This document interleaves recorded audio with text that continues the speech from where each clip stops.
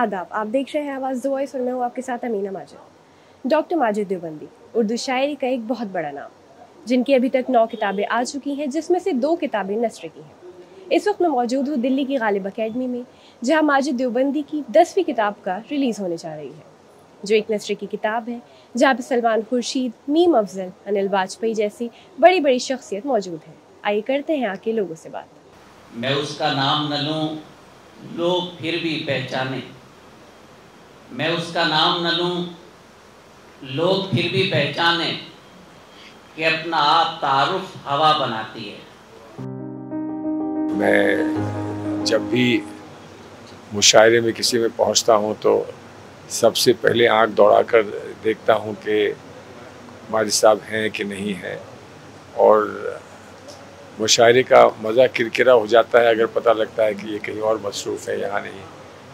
बहरहाल ये किताब का विषय एक बहुत, मैं समझता हूँ, बड़ी अहम किताब है, क्योंकि अपने तजुर्बे और ज़िंदगी के इनके जो भी मंसूबे रहे हैं, उन सब का ही कहीं ना कहीं उन सब की झलक यहाँ इसमें देखने को मिलेगी।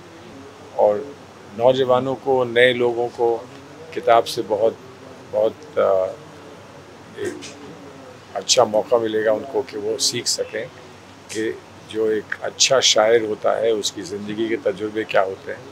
यकीनन इनका ये फ़ैसला इस किताब को शाया करने का, मैं समझता हूँ कि बहुत कामयाब फ़ैसला रहेगा और बहुत मुफीद फ़ैसला रहेगा। जैसे हम देख रहे हैं आपको उर्दू से दिलचस्पी जो है, इसके बारे में आप हमें क्या बताना चाहेंगे? कैसे ये दिलचस्पी पैदा हुई? जी, मैं एक ये मान के चलिए कि जिस तरबियत को लेकर आगे बढ़ने का मौका ज़िंदगी में था, उसका पूरा फ़ायदा मैं नहीं उठा पाया। जिन स्कूलों में गया वहाँ पहले कभी उर्दू थी या उसके बाद उर्दू नहीं थी। जो भी कुछ सीखा है वो माजिद साहब जैसे अपने दोस्तों से सीखा है, इनकी नक्शे कदम पर चलकर कुछ समझने की कोशिश की है। और महरूम रह गया मैं एक बहुत खूबसूरत चीज़ से, अभी भी, इसलिए मैं मुस्तकिल कोशिश में रहता हूँ।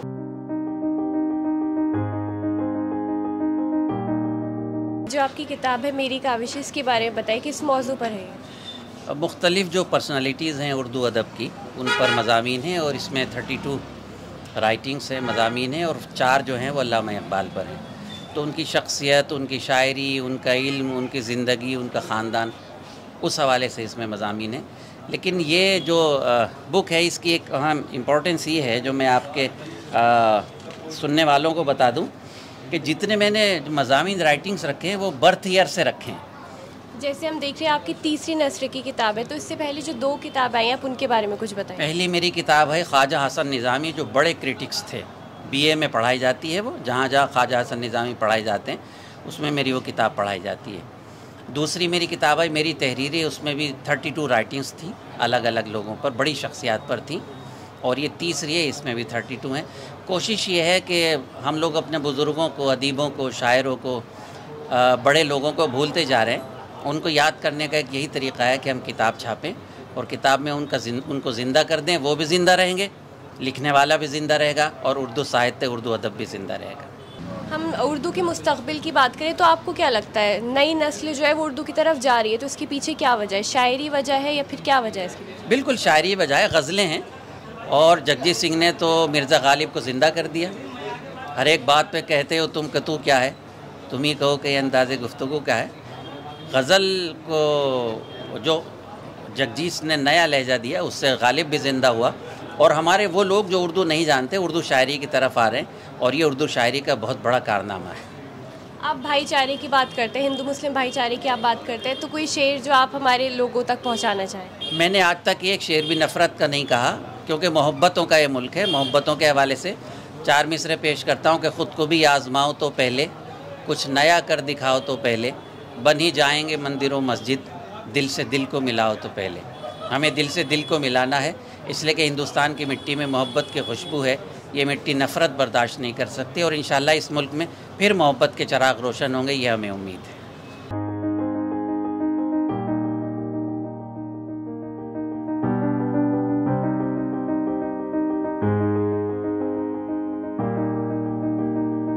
ये माजिद देवबंदी साहब की किताब बहुत ही, उनकी 10th बुक है। माजिद देवबंदी साहब नेशनल और इंटरनेशनल फेम के शायर हैं और उनकी कई किताबें शाये हो चुकी हैं। ये भी उनके मज़ामीन और मकाले जो उन्होंने लिखे हैं उसका एक कलेक्शन है। और मैंने भी इसे प्रोग्राम में उनका एक शेर पढ़ा जो आप भी उसे प्रोपेगेट करें, क्योंकि आवाज़ दी वॉइस का भी यही मकसद है कि किस तरह से लोगों को यूनाइट किया जाए, क्योंकि हमारे मुल्क का सबसे बड़ी स्ट्रेंथ यूनिटी है, सबसे बड़ी स्ट्रेंथ यूनिटी है। तो उनका एक शेर है, सारे जहां में मिसाल थी हमारे इत्तेहाद की, अलग अलग हुए तो ज़रा से होकर रह गए। कि हम लोगों की जो इम्पोर्टेंस है वो यूनिटी में है, इत्तेहाद में है। और अगर हम लोग यूनाइट नहीं रह पाए तो मुल्क अगर यूनाइट नहीं रह पाया तो जो उसकी ताकत है वो कम हो जाएगी। तो ये माजिद भाई का जो शेर है उससे आवाज़ दी वॉइस से आप भी प्रोपेगेट करें।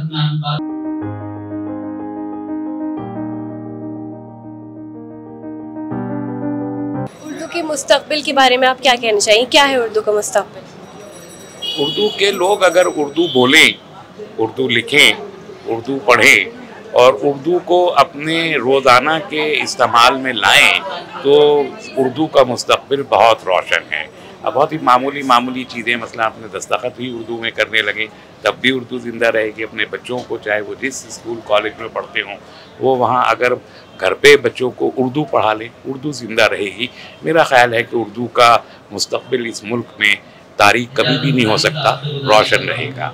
जो उर्दू सिखाना चाहता है, पढ़ाना चाहता है, उर्दू की तरफ मदऊ करना चाहता है, ये तो उनकी जिम्मेदारी है।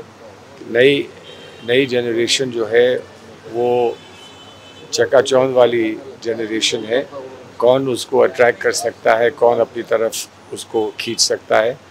तो इसलिए कुछ थोड़ा सा मैं मानता हूँ कि ये ज़िम्मेदारी जो है वो थोड़ी सी उर्दूदां लोगों से की है कि वो पेशकश ऐसी करें उर्दू की और इस तरीके से उर्दू को लोगों के सामने लाएं, बच्चों के सामने लाएं कि वो उर्दू से दूर ना हो बल्कि उर्दू की तरफ खींचे चले आएँ।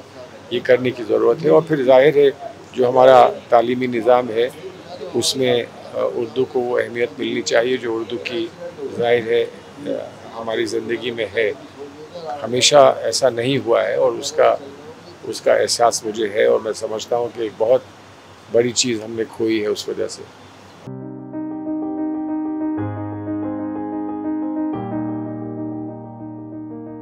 माजिद अच्छे शायर हैं, ये तो सभी को पता है। और उनकी शायरी ने उनकी पहचान बनाई है उन्होंने अपनी शायरी के ज़रिए। लेकिन एक अच्छे शायर के लिए अच्छा नस्र निगार अगर होता है तो और खूबी की बात है। और माजिद देवबंदी जो हैं वो तो डॉक्टरेट उन्होंने कर रखी है ख्वाजा हसन निज़ामी पे, जो ख़ुद साहिब तर्ज अदीब थे और जिनके पास अल्फाज का सरमाया बहुत कम था। लेकिन उन्होंने उसके बावजूद हमारी नस्र में जो नए गुल्हाए रंगारंग खिलाए हैं वो अलग हैं। इसी तरह से माजिद देवबंदी का मसला है कि उन्होंने जो मज़ामीन पिछले सालों में लिखे उन्होंने मेरी काबिश में जमा किया है और इस तरह से अपनी नई पहचान बनाने के लिए कोशिश कर रहे हैं और इंशाअल्लाह उसमें कामयाब होंगे। शायरी तो ज़बरदस्त उनकी है और कुछ शेर तो ऐसे हैं कि अगर आप उन्हें सुनाएं, जब वो छोटे रहे होंगे जब उन्होंने ये शेर का अशार कहे, तो कोई ये कहेगा कि किसी बहुत बड़े शायर गालिब और मीर और उस तरह के बड़े शायरों में कहीं किसी आदमी का नाम लेकर कन्फ्यूजन लगता था उसको कि उनका शेर तो नहीं है और वो माजिद का शेर होता था। ज़बान हमारे एहसासात को एक उसके इजहार का ज़रिया ही ज़बान है। और जो अपनी ज़बान होती है वो उस ज़बान में वो ज़ाहिर है कि ज़्यादा कंफर्टेबल महसूस करता है। और तो इसलिए उर्दू की तरफ आना या संस्कृत की तरफ आना ये एक अच्छा शगुन है। देखिए, ये इस ज़माने में पुराने ज़माने के लोग जैसे दाग दहलवी है, अल्लामा इक़बाल, बहुत पुराने ज़माने के लोग हैं जो आज के ज़माने में उर्दू अदब के सूरज और चाँद समझे जाते हैं। माजिद देवबंदी साहब ने उनको भी साथ में लिया है और जो इस ज़माने में उनके हम असर शायर हैं या तसनीफ़ निगार हैं या अदीब हैं, उनको भी साथ में लिया है।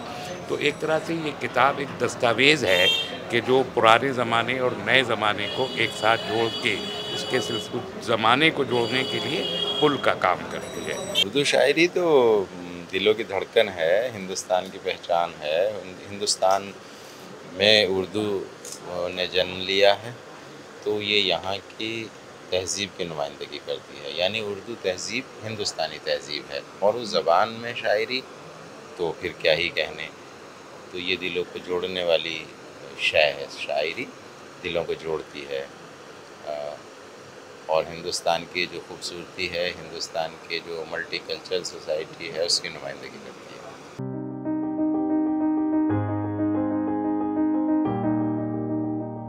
डॉक्टर माजिद देवबंदी बहुत टैलेंटेड शख्सियत हैं, और मैं तो उन्हें अपने बचपन से जानता हूँ, और मुशायरों के हवाले से मैंने उनकी शायरी सुनी है, और उसके बाद मैंने उनके साथ स्टेज भी शेयर किए हैं।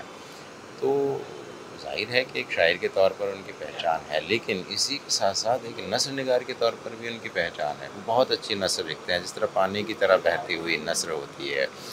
उसमें कोई उलझाव नहीं है, उसमें कोई दोहराव नहीं है, उसमें जो भारी भरकम अल्फाज होते हैं वो उनसे गुरेज करते हैं और एक आम आदमी की ज़बान में गुफ्तगू करते हैं, जो उर्दू का मकसद है।